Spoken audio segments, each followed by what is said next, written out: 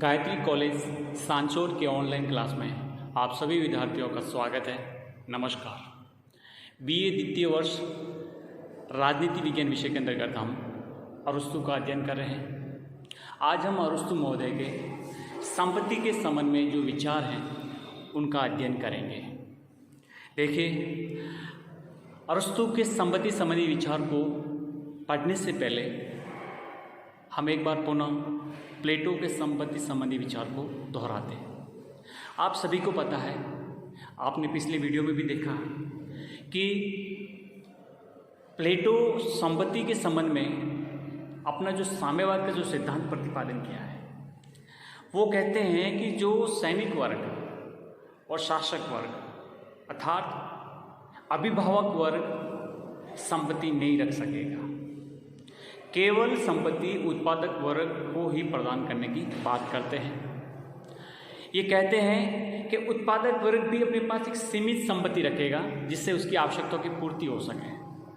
अभिभावक वर्ग अपने पास संपत्ति नहीं रख सकेगा। प्लेटो का तर्क है कि अगर उसके पास संपत्ति होगी तो वो अपना दायित्व नहीं निभा पाएगा। कभी भी वो संपत्ति के मोह में मोह से ग्रसित होकर पथभ्रष्ट हो सकता है। इसलिए अभिभावक वर्ग अपने पास संपत्ति बिल्कुल नहीं रखेगा। वो सार्वजनिक भोजनालय में, सार्वजनिक आवास में रहेगा। अपनी व्यक्तिगत संपत्ति उसके पास कुछ भी नहीं होगी। अर्थात कह सकते हैं कि प्लेटो अभिभावक वर्ग को संपत्ति से बिल्कुल मुक्त रखता है, किसी प्रकार की संपत्ति का अस्तित्व नहीं बनाए रखता है। अगर हम अरस्तु के संपत्ति संबंधी विचार का आज अध्ययन करें तो ये स्पष्ट होता है। ये कहते हैं अरस्तु कि जो संपत्ति है वो पारिवारिक और सामाजिक जीवन के लिए एक आवश्यक जड़ वस्तुओं का संग्रह है। यानी कह सकते हैं कि जो संपत्ति अर्थात प्रॉपर्टी पारिवारिक यानी अर्थात परिवार और समाज के जीवन के लिए आवश्यक है, और जो जड़ वस्तु अर्थात स्थायी वस्तु हैं उनका संग्रह है। संपत्ति अपने परिवार और समाज में जीवन यापन करने के लिए अति आवश्यक है। उसका महत्व अति आवश्यक हमारे जीवन में है। अर्थात कहते हैं व्यक्तिगत संपत्ति सामूहिक संपत्ति से भी अधिक उपयोगी है। अब देखो, संपत्ति दो रूप में होती है। एक व्यक्तिगत जो अपने स्वयं का उस पर हक होता है, एक सामूहिक होता है जिसमें समाज का पूरा हक होता है। तो ये कहते हैं कि जो व्यक्तिगत संपत्ति होती है वो सामूहिक संपत्ति से भी अधिक उपयोगी हैं। अर्थात कह सकते हैं कि व्यक्तिगत संपत्ति को सबसे अधिक महत्व प्रदान किया है। बशर्ते कंडीशन क्या है कि उसका प्रयोग सामाजिक क्षेत्र में परंपराओं रीति रिवाजों द्वारा और राजनीतिक क्षेत्र में उचित कानूनों द्वारा नियंत्रित हो। अब देखो, व्यक्तिगत संपत्ति का समर्थन तो किया है, लेकिन उन्होंने कंडीशन क्या लगाई है? कंडीशन ये लगाई है कि उसका जो प्रयोग है वो सामाजिक क्षेत्र में परंपराओं रीति रिवाजों द्वारा तथा राजनीतिक क्षेत्र में उचित कानूनों के द्वारा नियंत्रित हो। वो अनियंत्रित नहीं हो सकती। उस पर सब प्रकार का एक नियंत्रण होना चाहिए कि कभी भी वो संपत्ति का दुरुपयोग नहीं कर सके। कानून के नियंत्रण में रहते हुए संपत्ति का उपभोग करें, यह अरस्तु अपने विचार को स्पष्ट करते हैं। ध्यान रखना, व्यक्तिगत संपत्ति को स्वीकार करते हैं लेकिन कानून के दायरे में, कानून के नियंत्रण में रहकर बात को स्पष्ट किया है। दूसरा इन्होंने बताया है कि संपत्ति परिवार के अस्तित्व और उसके संचालन के लिए अपरिहार्य है। आप देखिए, परिवार के अस्तित्व, जीवन निर्वाह, जीवन यापन और परिवार का संचालन के लिए ये बहुत ही आवश्यक है। क्या? संपत्ति। ठीक है, संपत्ति के आधार पर व्यक्ति जीवन की सुरक्षा को प्राप्त करता है।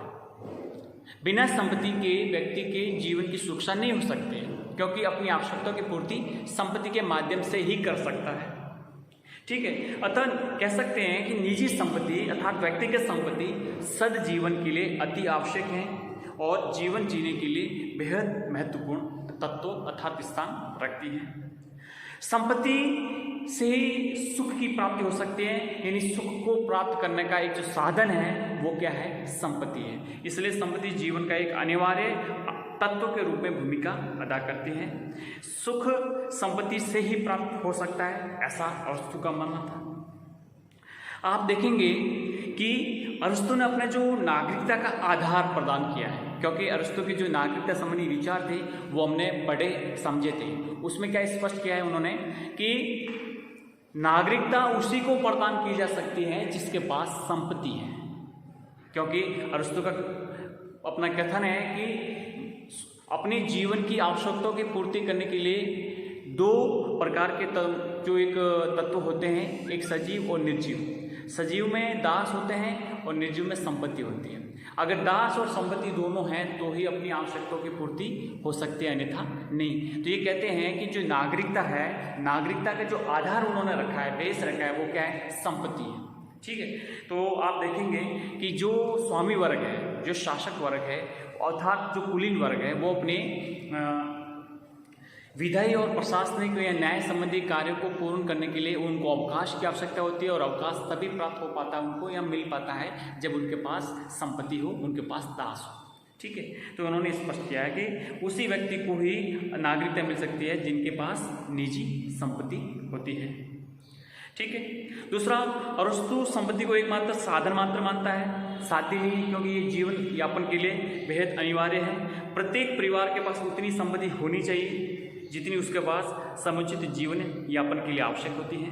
आवश्यकता से अधिक संपत्ति का होना उत्तम जीवन के लिए नहीं है, बल्कि वो एक बुरा स्वरूप होता है। अर्थात संपत्ति का एक सामंजस्य बना रहना चाहिए, संपत्ति अति आवश्यक होती है। ठीक है, दूसरा, अरस्तु व्यापार द्वारा संपत्ति अर्जित करना अप्राकृतिक तरीके से मानते हैं। ठीक है, ये कहते हैं कि संपत्ति का जो अर्जन है वो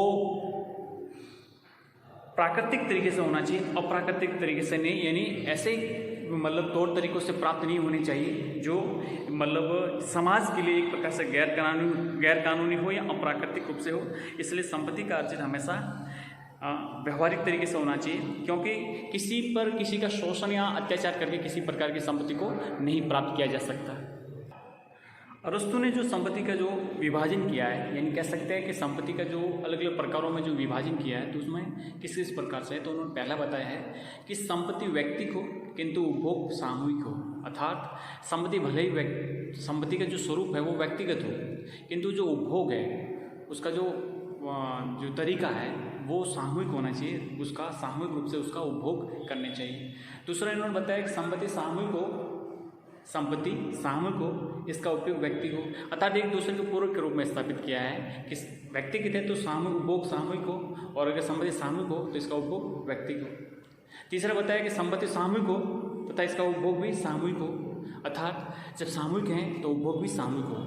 3 प्रकार से उन्होंने स्पष्ट करने का प्रयत्न किया है। तो कह सकते हैं कि संपत्ति के संबंध में अरस्तु प्लेटो से काफ़ी आगे है, और अच्छे जीवन यापन करने के लिए, सद्जीवन के लिए प्लेटो से बेहद आगे के रूप में अरस्तु कहते हैं कि संपत्ति व्यक्ति, परिवार, समाज के लिए अनिवार्य है, और संपत्ति के बिना सद्जीवन की प्राप्ति नहीं हो सकती। अतः संपत्ति होना अति आवश्यक है, ये संपत्ति। फिर अगर उनके परिवार के संबंध में विचार को समझें तो देखो, परिवार के संबंध में आपको एक बात पुनः स्पष्ट करता हूँ। प्लेटो क्या कहते थे? प्लेटो कहते थे कि उन्होंने परिवार के संबंध में स्त्रियों के साम्यवाद का सिद्धांत प्रतिपादित किया था। अर्थात जिस प्रकार से अभिभावक वर्ग को संपत्ति से मुक्त रखते हैं, उसी प्रकार से अभिभावक वर्ग को परिवार से भी मुक्त रखते हैं। अर्थात शासक और सैनिक वर्ग का अपना कोई परिवार नहीं होगा, अपना परिवार नहीं होगा, और जो केवल उत्पादक वर्ग है, जो तृष्णा और स्वयं को धारित करने वाला जो वर्ग है, वही परिवार रख सकता है। उन्हीं को परिवार की एक अधिकार मिला हुआ है। अभिभावक वर्ग को बिल्कुल उससे मुक्त रखा है। यानी स्त्रियों का जो साम्यवाद प्रतिपादित किया था, उसका मूल भाव यही था कि उनका अपना कोई परिवार नहीं होगा, सबके सामूहिक पति पत्नी के रूप में होंगे। ऐसा उन्होंने अपने स्त्रियों के साम्यवाद के सामने विचार प्रकट किया था। अब यहाँ पर देखते हैं कि अरस्तु क्या कहते हैं। अरस्तु ने सबसे पहले तो प्लेटो का जो स्त्रियों का साम्यवाद है बिल्कुल स्वीकार नहीं करते हैं, पूरा पर उसका खंडन करते हैं। वो कहते हैं कि पशु जगत के नियम कभी भी मानव समाज पर लागू नहीं हो सकते हैं, उसका उन्होंने खंडन किया। वे कहते हैं कि परिवार को मानव जीवन को परिवार होता है वो मानव जीवन के लिए स्वाभाविक, आवश्यक तथा उपयोगी है। यानी मानव जीवन परिवार के बिना चल ही नहीं सकता, परिवार एक इकाई है। ठीक है। तो परिवार जब नहीं होगा तो मनुष्य का अस्तित्व क्या है? परिवार अति आवश्यक है। परिवार के बिना जीवन की परिकल्पना करना भी गलत है। इसलिए परिवार को बिल्कुल स्वीकार करते हैं और जिस प्रकार से प्लेटो ने जो साम्यवाद का सिद्धांत किया उसका पूरा पूरा खंडन करते हैं, उसको बिल्कुल अस्वीकार करते हैं। अरिस्टो कहते हैं कि स्त्री पुरुष स्वामी दास के योग से जो समूह बनता है वही परिवार है। परिवार में किस किस को स्वीकार करते हैं? स्त्री पुरुष स्वामी दास, इन सब के जो योग है उसको क्या स्वीकार करते हैं? परिवार के रूप में। अर्थात परिवार में स्त्री होगी, पुरुष होंगे, स्वामी और दास। दास भी परिवार का अंग के रूप में स्वीकार करते हैं अरिस्टो। ठीक है। फिर अरिस्टो के अनुसार परिवार एक प्राकृतिक संस्था है। जब से मनुष्य इस पृथ्वी पर अपने अस्तित्व को पाया है, जब से इस पृथ्वी पर है, तब से परिवार एक हमारा अंग हुआ करता है। अर्थात ये कह सकते हैं कि मानव समाज का एक अंग के रूप में स्थापित है। प्रारंभ तौर से प्राकृतिक अवस्था से परिवार का आधार है वो विवाह है, जो अपने आप में एक पवित्र संस्था है। विवाह को उन्होंने पवित्र संस्था के रूप में स्थापित किया है। परिवार राज्य का आधार है, क्योंकि आपको पता होगा कि इन्होंने जब राज्य की उत्पत्ति के संबंध में बताया था, सबसे पहले उन्होंने बताया था कि व्यक्ति से परिवार से फिर एक कुलों का समूह बनता है, एक कबीला बनता है, फिर उसके बाद में समाज और ये राज्य, इस प्रकार से उन्होंने गठन किया था। तो कहते हैं कि एक ऐतिहासिक विकास क्रम के रूप में देखा जाए तो सबसे पहले परिवार, और परिवार ही राज्य का आधार है। ये राज्य की ही नहीं बल्कि प्राकृतिक है, राज्य की भांति बिल्कुल प्राकृतिक है। जिस प्रकार राज्य को एक प्राकृतिक मानते हैं, उसी प्रकार से परिवार को भी उन्होंने प्राकृतिक बताया। अतः ऐसे ऐतिहासिक दृष्टि से परिवार ने ही राज्य की उत्पत्ति को संभव बनाया। तो कह सकते हैं कि आज के ज़माने में जितनी भी आज देखेंगे जो ऐतिहासिक विकास बताता है राज्य के विकास का जो सिद्धांत, उसमें जो शुरुआत होती है वो बिल्कुल परिवार से होती है। कि परिवार के माध्यम से धीरे धीरे एक अवस्था में राज्य का निर्माण हुआ है। अतः परिवार अति आवश्यक है। परिवार के बिना जीवन और समाज की कल्पना नहीं कर सकते। इसलिए फोस्टर कहते हैं कि यह मानव विकास के मार्ग में बाधक नहीं वरन साधक है। क्या? परिवार। यह मानव विकास के मार्ग में बाधक न होकर क्या है? साधक है। यह एक हौसले के सदृश है, पिंजरे के नहीं। अर्थात पिंजरा का जो स्वरूप होता है ऐसा न होकर एक हौसले के सदृश है जिसमें सभी लोग मिलजुल कर रहते हैं, उस प्रकार से स्पष्ट किया गया है। तो कह सकते हैं कि परिवार हमारे सामाजिक जीवन का अति आवश्यक अंग है और परिवार को बिल्कुल स्वीकृति प्रदान करते हैं और विवाह संबंधों को भी एक स्वीकार प्रदान करते हैं, न कि प्लेटो की भांति। तो कह सकते हैं कि संपत्ति और परिवार के संबंध में बिल्कुल प्लेटो से उलट हैं अरिस्टो, और अरिस्टो ने दोनों को ही स्वीकार किया है कि संपत्ति भी होनी चाहिए, परिवार भी होना चाहिए। मनुष्य सत जीवन की प्राप्ति करने के लिए इन दोनों की बहुत बड़ी भूमिका होती है, जो हमें अति आवश्यक है, क्योंकि इनके बिना अच्छे जीवन की परिकल्पना नहीं की जा सकती, अपने जीवन का विकास नहीं किया जा सकता है। जीवन का विकास राज्य में तभी संभव है जब हर किसी के पास अपनी व्यक्तिगत संपत्ति हो, अपना परिवार हो, तभी वो कुछ करेगा। क्योंकि ये कहते हैं कि जो कल्याण के संबंध में जो भी कार्य होते हैं वो प्रायः संपत्ति से संबंधित होते हैं। मनुष्य में एक प्रकार से परोपकार की जो भावना होती है, और परोपकार की भावना करने के लिए या परोपकारी कार्य करने के लिए संपत्ति अति आवश्यक होती है। संपत्ति होगी तो ही परोपकार के कार्य हो सकते हैं। जब संपत्ति ही नहीं होगी तो क्या परोपकार के कार्य होंगे?